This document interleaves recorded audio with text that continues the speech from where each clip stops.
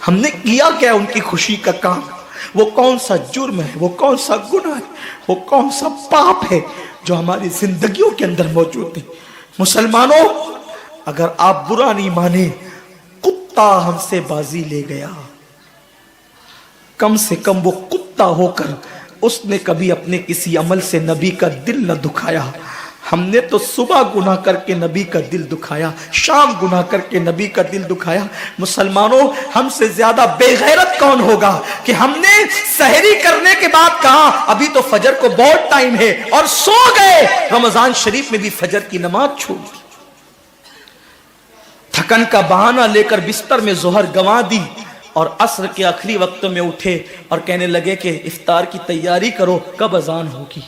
یہ اپنی دن اور اپنی راتیں ہیں۔ ہائے کیسی غفلت ہے، کس بلا کی میں سے ہے سرشار ہم، دن ڈھلا ہوتے نہیں ہوشیار ہم۔ ثعلبہ کہتے ہیں عمر، کیا میرے محبوب کو میرے گناہ کی خبر ہو گئی؟ فاروق اعظم نے کہا مجھے کچھ نہیں پتا، حضور نے تمہیں بلایا۔ پورا وجود کانپنے لگا۔ نہیں عمر، حضور نے بلایا ہے تو میں انکار نہیں کر سکتا، ضرور آؤں گا، لیکن میں حضور کا سامنا نہیں کر سکتا، حضور سے آنکھیں ملانے کے قابل نہیں ہوں، حضور کی بارگاہ میں کھڑے رہنے کے قابل نہیں ہوں۔ میں اس وقت آؤں گا، مجھے انتظار کرو لے کر کے، جب حضور نماز میں ہوں گے تو مجھے لے کے چلنا، تاکہ حضور مجھے نہ دیکھے اور میں حضور کو نہ دیکھ سکوں۔ فاروق اعظم نے کہا بہت اچھا۔ فجر کا انتظار ہوا، فجر کا وقت شروع ہوا، پھر مسجد میں آئے۔ اس وقت تو پہنچے جب حضور نماز پڑھا رہے تھے۔ حضور کی قرات کی آواز جیسے ہی ثعلبہ کے کانوں میں آئی، چیخ ماری، زمین پہ گر پڑے، بے ہوش ہو گئے۔ نماز فجر کے بعد حضور نے پوچھا کہاں ہے ثعلبہ؟ فاروق اعظم نے کہا حضور وہ تو بے ہوش پڑا ہے۔ آقا نے ثعلبہ کا ہاتھ پکڑ کے ہلایا، ثعلبہ کو ہوش آ گیا۔ آقا نے پوچھا ثعلبہ کیا حال ہے؟ عرض کی حضور گناہ نے میرا حال برا کر رکھا، نفس بدکار نے دل پر یہ قیامت توڑی، عمل نیک کیا بھی تو چھپانے نہ دیا، میرے اعمال کا بدلہ تو جہنم ہی تھا، میں تو جاتا میرے سرکار نے جانے نہ دیا، میرا برا حال ہے آقا گناہ سے۔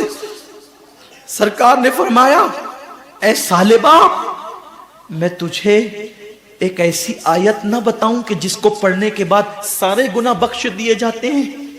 ایسی آیت نہ بتاؤں؟ ثعلبہ نے کہا حضور بتائیں۔ فرمایا جو کہتا ہے ربنا آتنا فی الدنیا حسنہ وفی الآخرۃ حسنہ وقنا عذاب النار، جو یہ آیت پڑھتا ہے اللہ اس کے سارے گناہوں کو بخش دیتا ہے۔ ثعلبہ نے کہا مگر آقا میرا گناہ بہت بڑا ہے۔ ایک نہاتی ہوئی عورت پر نہ چاہتے ہوئے نظر پڑ گئی اور پہلی نظر پھیر لی، اتنا احساس ہے گناہ کا۔ میرے جوان تیری آنکھوں کا کیا ہوگا؟ تو نے تو زنا کے مناظر پوری رات دیکھ کر کے گزارا، تیری آنکھوں کا کیا ہوگا؟ تو نے تو نامحرم عورتوں کے کندھوں پہ ہاتھ رکھ کر پارکوں کی سیر کی، تو نے تو فون پر لمبی گفتگو کر کے لڑکیوں کو زنا کی دعوت دی۔ اسی لیے پیدا ہوا تھا انسان، اسی لیے قدرت نے ہمیں پیدا کیا تھا۔ اور کب تک گناہ کریں گے؟ جوانی کب تک رہے گی؟ طاقت کب تک رہے گی؟ جیسے ہی ثعلبہ نے یہ بات کہی نا آقا مگر میرا گناہ بہت بڑا ہے، آقا نے کہا ثعلبہ تیرا گناہ بڑا نہیں، اللہ کا کلام بڑا ہے۔ روتے ہیں ثعلبہ حضور میرے گناہ کی آپ کو خبر ہو گئی؟ حضور نے کوئی جواب نہ دیا۔ کیوں؟ اس لیے کہ آج جو عیب کسی پر نہیں کھلنے دیتے، کب وہ چاہیں گے میری حشر میں رسوائی ہو۔ ثعلبہ رو رہے ہیں۔ آقا نے کہا لے جاؤ سلمان ان کے گھر پہنچا دو۔ حضرت ثعلبہ ابن عبد الرحمن کو ان کے گھر پہنچایا گیا۔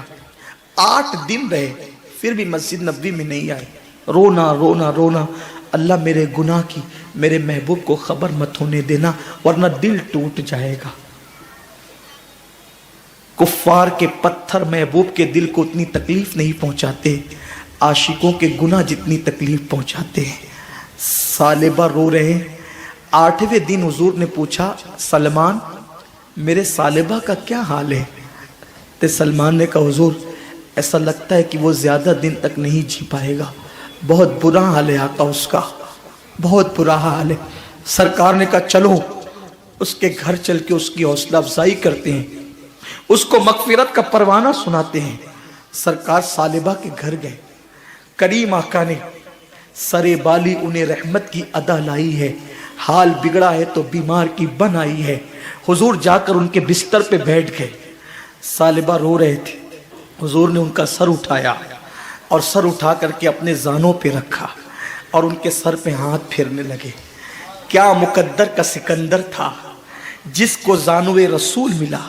حضور کے ہاتھ، ارے ہمیں تو حضور کے نالین کے ذرے مل جائیں تو اپنے مقدر کی معراج ہو جائے، بلکہ نالین سر پہ رکھنے کو ملے تو ہم فخر سے کہیں جو سر پہ رکھنے کو مل جائے. نالے پاکے حضور تو پھر کہیں گے کہ ہاں تاجدار ہم بھی ہے. لیکن عشق کتنا غیرت مند ہوتا ہے، عاشق کتنا غیرت مند ہوتا ہے. جب حضور نے ثعلبہ کے سر پہ ہاتھ پھیرنا شروع کیا اپنی گود میں سر رکھ کر، تو ثعلبہ نے گردن کھینچ کر گودی سے اپنے سر کو زمین پہ گرا لیا.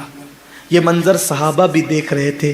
حضور نے بھی اس منظر کو ملاحظہ کیا اور کریم آقا نے کرم کرتے ہوئے فرمایا ثعلبہ تو نے میری گود سے اپنا سر کیوں کھینچ لیا؟ تو ثعلبہ کہتے ہیں آقا اس سر کی آنکھوں نے اتنے پاپ کر لیے ہیں کہ اب یہ گناہ آلود سر آپ کی گود میں رہنے کے قابل نہیں، آپ کی گود میں رہنے کے قابل یہ سر نہیں ہے آقا، اتنے پاپ اس سر نے کیے ہیں. حضور نے کرم فرمایا، پھر سر اٹھا کر اپنی گود میں رکھا، پھر سر گرا لیا. تیسری مرتبہ سر حضور نے اٹھایا.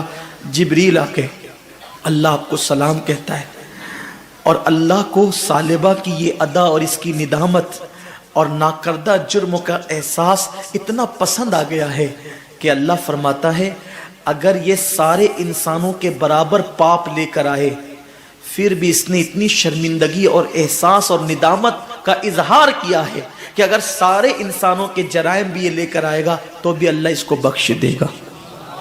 اس کے احساس کو دیکھ کر، اس کی ندامت کو دیکھ کر، اس کی شرمندگی کو دیکھ کر حبیب ثعلبہ کو خوشخبری دے دیجیے. حضور نے صحابہ کو بتایا. صحابہ مچل گئے. اب بھی ثعلبہ اٹھیں گے، طاقتور ہو جائیں گے، قوت والے ہو جائیں گے، پھر حضور کی خدمت میں آئیں گے، پھر محفلوں کی زینت بنیں گے، پھر وہی دوڑ بھاگ ہوگی، پھر وہی نبی کی خدمت ہوگی. حضور نے کہا ثعلبہ دیکھ تیرے لیے کیا پیغام بھیجا میرے اللہ نے تیرے لیے دیکھ کیا پیغام بھیجا ہے. ثعلبہ نے کہا کیا پیغام بھیجا ہے؟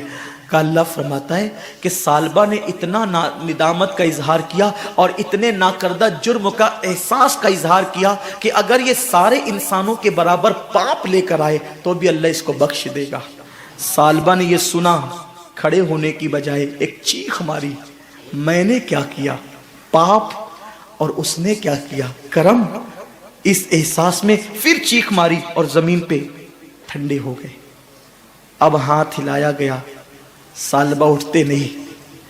سرکار سے عرض کی حضور ثعلبہ کی تو روح نکل گئی. آقا فرماتے ٹھیک ہے اس کو غسل دو، کفن پہناؤ، اس کے جنازے میں خود آؤں گا. کیا مقدر ہے ان کے یاروں کے، جنازے پہ ان کا نام لے لیا جائے تو میت کی مغفرت ہو جاتی ہے. جس کے جنازے میں جانے عبادت خود آتا ہو، جس کے جنازے میں جانے ایمان خود آتا ہو، اس جنازے کی شان کیا ہوگی. لیکن گناہ کا احساس انسان کو کتنا بلند کر دیتا ہے. جب حضور ثعلبہ کے جنازے میں آئے، راوی بیان کرتے ہیں اللہ کے رسول وہ جنازے میں چلتے تھے تو یوں انگلیاں رکھ کر ایسے، پورا پنجہ نہیں رکھا حضور نے زمین پہ. اے گناہ کرنے والوں آؤ، ہم سب گنہگار ہیں. احساس گناہ اپنے اندر پیدا کر لو، کتنے مکرم، کتنے مقرب اور کتنے محترم ہو جاؤ گے. اللہ کے حبیب نے اس جنازے میں شرکت کی لیکن زمین پہ پیر نہیں رکھا، تلوے نہیں رکھے. میرے آقا صلی اللہ علیہ وسلم نے انگلیاں رکھی اور انگلیاں رکھ کر حضور احتیاط سے چلتے تھے. کسی دیکھنے والے نے عرض کی میرے ماں باپ آپ پہ قربان، حضور پہلی مرتبہ اس احتیاط سے انگلیاں رکھ کر چلتے دیکھ رہے ہیں. آقا فرماتے ہیں ثعلبہ نے ना करदा जुर्म पर इतना एहसास और निदामत की है कि उसके इस्तिकबाल के लिए अल्लाह ने आसमान के फरिश्तों को जमीन पे भेज दिया है, और इतनी बड़ी तादाद में फरिश्ते जमीन पर आए हैं कि मदीने की जमीन पर पैर रखने के लिए जगह नहीं है। जो नहीं देखते वो तो कदम रख रहे हैं, लेकिन मैं तो देख रहा हूं, मैं कदम कैसे रखूं। कितना मुकर्रम होता है एहसास वाला। आओ रमजान शरीफ की आमद से पहले एहसास कर लो, गुनाह की खेती, गुनाह के कांटे जो दिल में उग आए हैं, रो धोकर उसको साफ कर लो। उम्मुल मोमिनीन माँ आयशा सिद्दीका ने फरमाया, मैंने नबी पाक से सुना, उन लोगों को बेहिसाब जन्नत में दाखिल किया जाएगा जो अपने गुनाहों पे शर्मिंदा और नादिम होकर तन्हाइयों में रोते हैं। अल्लाह मुझे आप सबको तौफीक दे, माह रमज़ान शरीफ का सही माना में इस्तिक़बाल करने की तौफीक अता फरमाए। गुफ्तगू के दरमियान अगर कोई गलती हो गई हो, अल्लाह मुझे माफ़ फरमा दे। गुजारिश है एतिकाफ़ करें, जो एतिकाफ़ करता है उसे 2 हज और 2 उम्रे का सवाब मिलता है, और हो सके तो सुन्नी दावत इस्लामी के इज्तिमाई एतिकाफ़ में शिरकत करें ताकि दीन भी सीख सकें और रमज़ान शरीफ का